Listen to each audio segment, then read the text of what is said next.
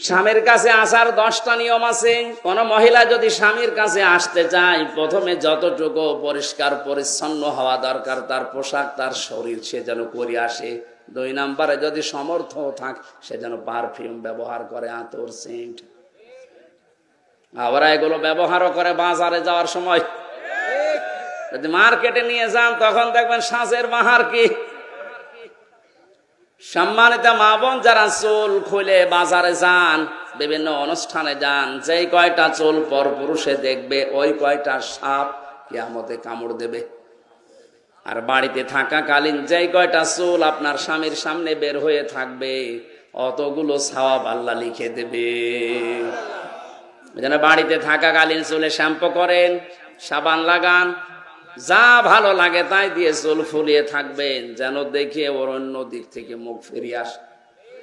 নবীজি বলেন, 2 নম্বরে স্বামী যখন আসবে, তাকে খুশি করার জন্য, হাসি দেওয়ার জন্য যা করা লাগে ও করবে।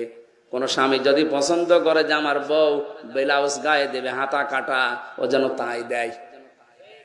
আমি তো এটা বানিয়ে বললাম নাকি? 3 নম্বরে স্বামী যেটা পছন্দ করে, ওটা যদি জায়েজ হয়, আপনার জীবন থাকতে ওটা আপনি মেনে নেবেন। কথা বোঝেন? স্বামী পছন্দ করছে বিয়ের পরে যেন মা বাবা আমাদের সাথে থাকে, কিন্তু অনেক বউ এটা পছন্দ করে না, মানেও না। এরকম বউ দেশে নেই? এই যে দিনাজপুরে বৃদ্ধাশ্রম তৈরি হয়েছে, এটা কি খেলা করার জন্য? এই বউদের কারণে। আরে বউদেরকে হাওয়া দেয় এই বড় মা আর ওই বড় বোন, ওখান থেকে হাওয়া লাগায় যে তাড়াতাড়ি আলাদা হ, খুব আরামে খেতে পারবি। আপনি অপেক্ষা করেন, আপনাকেও ঠিক ওই বৃদ্ধাশ্রমে পাঠানোর জন্য আপনার পেটের এই সন্তান আপনাকে পাঠাবে। 4 নম্বরে নেককারের সংজ্ঞায় পেয়েছি, ওই স্বামী, ওই স্ত্রী নেককার, যে স্বামী বাইরে গেলে তার সন্তান আর সম্পদ সে হেফাজতে রাখে। আল্লাহ রাব্বুল আলামিন মেয়েদেরকে এই 4টা গুণ অর্জন করার তৌফিক দিন। এটা প্রত্যেকটা জান্নাতের 8টা দরজা খুলে যাওয়ার গুণ। আজ হাজারো মহিলার ভেতরে গুণগুলো নেই। শুধু নামাজ পড়া, রোজা রাখা আর কালো বোরকা পরায় মনে করে এইটাই আমি নেককার হয়ে গেছি। না, যারা এই মাল সম্পদ দুনিয়াতে জমা করবে আর সংরক্ষণ করে রাখার চেষ্টা চালাবে, মালের ব্যাখ্যা হাদিসে তাফসিরে 5টা।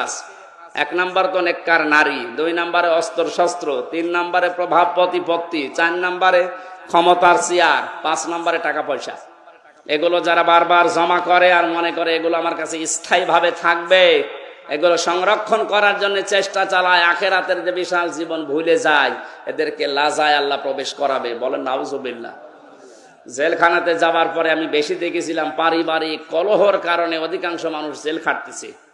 এখন যে গাজীপুরের কাশিমপুরে যে এখন ফাঁসি দেয়, আগে তো শাহজাহান জল্লাদ ছিল, 40 বছর পরে বের হয়েছে।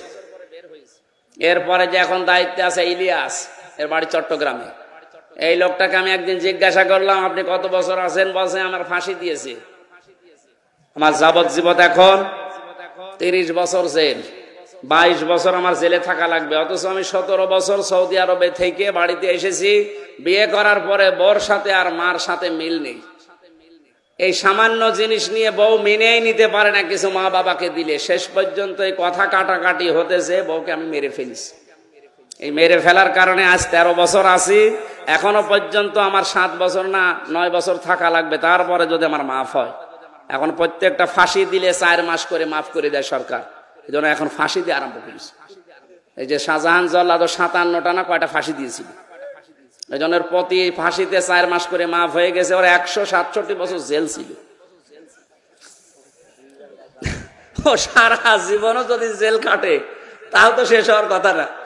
শেষ পর্যন্ত রাষ্ট্রপতি ওরে মাফ করে দিয়ে 30-32 বছর পরে বের করে দিয়েছে। এখন চার দোকান চালায়। এই যে পারিবারিক জীবনে বলেন, এই ইলিয়াস এই লোকটা 17 বছর বিদেশ খাটার পর বাইরের দেশ থেকে দেশে আসার পরে বিয়ে করে আবার এখন 13 বছর জেলে। তোর জীবনের আর কিছু আছে কি? ছোট্ট একটা বিষয়, স্ত্রীর সাথে মায়ের সাথে মিল নেই।